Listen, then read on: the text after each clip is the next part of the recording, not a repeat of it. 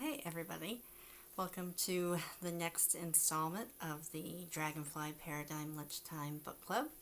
We are into Chapter 6 here of What Happened to You by Dr. Bruce Perry and Oprah Winfrey. This chapter is about coping and healing. And I think that, excuse me for a moment, I'm slipping down here, that it's aptly named, this chapter, because really it is talking about the two different topics of coping and healing.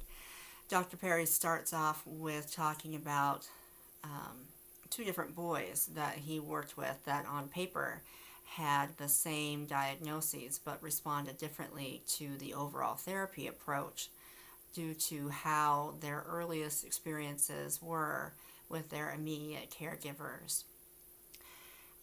He goes on to summarize that the one boy who experienced neglect from the very beginning of his life was worse off as he aged.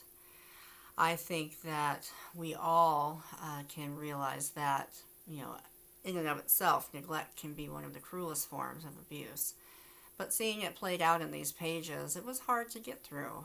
It was intense and sad and kind of hard to digest. I personally never experienced any sort of neglect when I was young, so I don't have much basis for truly understanding it on a personal level. But I can imagine it to be truly horrific to experience. I think we all can think back to a time that we have been dismissed or rejected or act like we didn't exist by someone around us, and it can feel extremely hurtful. And kind of the ultimate rejection. I can only imagine the effect that that would have on an infant and small child as they're growing up. Continuing on, both Oprah and Dr. Perry talk about the different ways that a person can cope via self-soothing behaviors. And not all of it is bad. I mean, we need ways to self-soothe, but they get into some pretty intense topics specifically about cutting. And that was heavy and certainly educational for me, as I don't have any experience with that either. And no one, at least that I know of, has experienced that or had that kind of self-soothing behavior happen.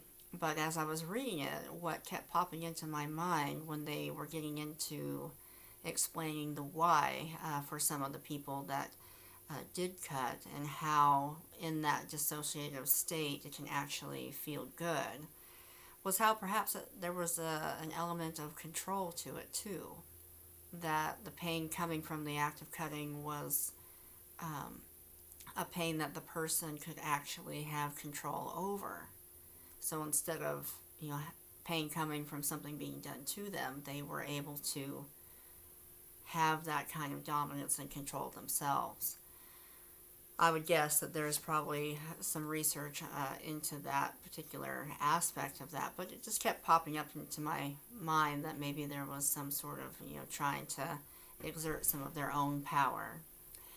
Something to think about as we continue on in our own lives, thinking about how we use coping mechanisms to deal with our past trauma that are not healthy, that can actually be self-sabotaging. So I'm curious, as you read this chapter, what sort of things might have popped up in your head as to things that you do, behaviors that you have, patterns, if you can look back into your relationships, how that's coming up in perhaps not the healthiest methods. Skipping ahead to page 180, they talk about how we are attracted to what is familiar. I think we all have either experienced with ourselves, if we've done the work to recognize the patterns, or certainly recognize it in others around us, those who seem to always be surrounded by chaos, like they actively search it out and search out situations and relationships that are guaranteed to be full of drama. I can think, in years past, one person in particular that, to me, it felt like she was addicted to it, that there was just something that she needed out of all of that chaos. I couldn't understand it at the time. It didn't make any sense to me. But now, reading this chapter, it's quite clear that it has everything to do with whatever happened to her when she was young, that I have no idea about. But the behaviors, I think, just kind of coming full circle with that is, we don't know everything. I think there's a saying where, you treat everyone with kindness because we're all fighting a battle no one else knows about. It's that kind of empathy and understanding that I think reading this book and in this chapter, it kind of hit me that even though I don't have experience with some of these intense trauma-related self-soothing methods, or the kind of addiction to drama, chaos, searching out, that it makes me more empathetic, certainly, to those that do. So, continuing on, Dr. Perry kind of sums up that section where he shares the words of another psychologist, Virginia Satter, where she says, we feel better with the certainty of misery than the misery of uncertainty. That I thought was pretty interesting too, mostly because I like to think of it as, learning how to be comfortable with being uncomfortable. I wrote a blog post about it, maybe a month or so ago, because it is hard, and we're not really taught that. And I think that's why people have such a hard time feeling uncomfortable, why we search out the self-soothing and sometimes self-sabotaging things to get that feeling away. In general, human beings will do almost anything to not feel any sort of discomfort. But it turns out, that being able to sit with that uncomfortable feeling is really the first step to healing ourselves. As we go on here and kind of moving towards the end, I will just say, there's a lot of information they put in there specifically about the trauma, the coping, kind of the case studies, and I'm not going to get into that here. But I kind of feel a way to end this, and luckily they do so, is to end it on a hopeful note, is that Dr. Perry says that, the good news is that we can change. We can change these patterns. We can do something about changing these, behaviors, the harmful behaviors, but we don't do that randomly. It has to be an intentional change, and only if we know what needs to be addressed.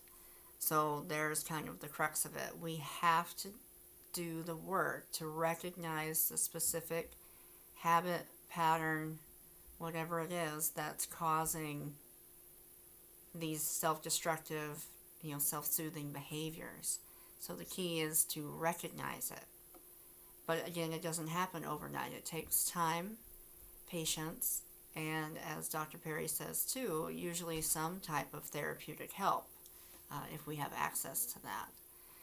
He ends with a really nice kind of last paragraph that I'm going to read here in its entirety. He says, most people think about therapy as something that involves going in and undoing what's happened. But whatever your past experiences created in your brain, the associations exist and you can't just delete them. You can't get rid of the past. Therapy is more about building new associations, making new, healthier default pathways. It's almost as if therapy is taking your 2-lane dirt road and building a 4-lane freeway alongside it. The old road stays, but you don't use it much anymore.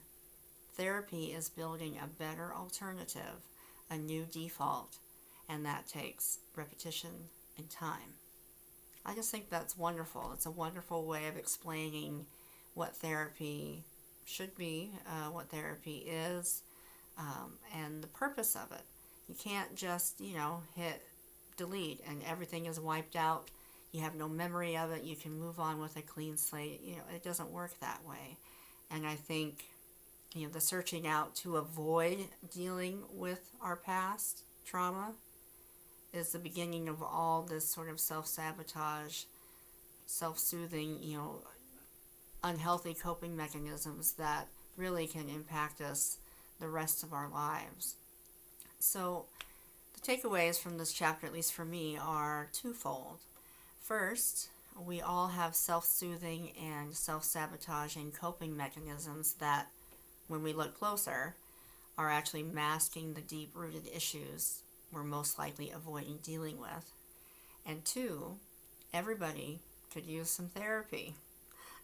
No matter how you feel about it, I think it really is true. And there's a whole, you can have a whole other conversation about the stigma around mental health, but that's the whole point of this book.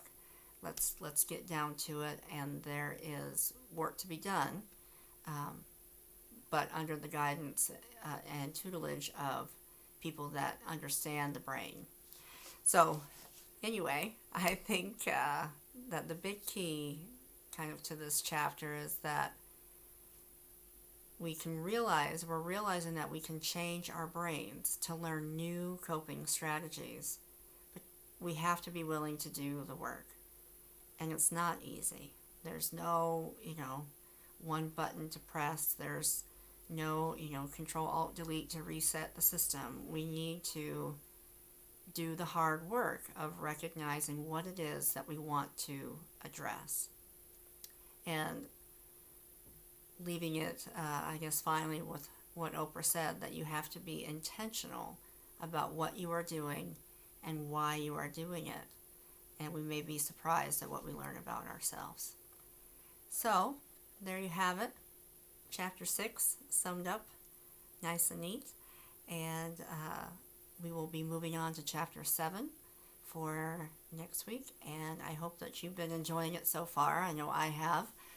And if you've got any questions, you can always comment on the Facebook page, Instagram, or YouTube channel, and I will share your thoughts. See you next week.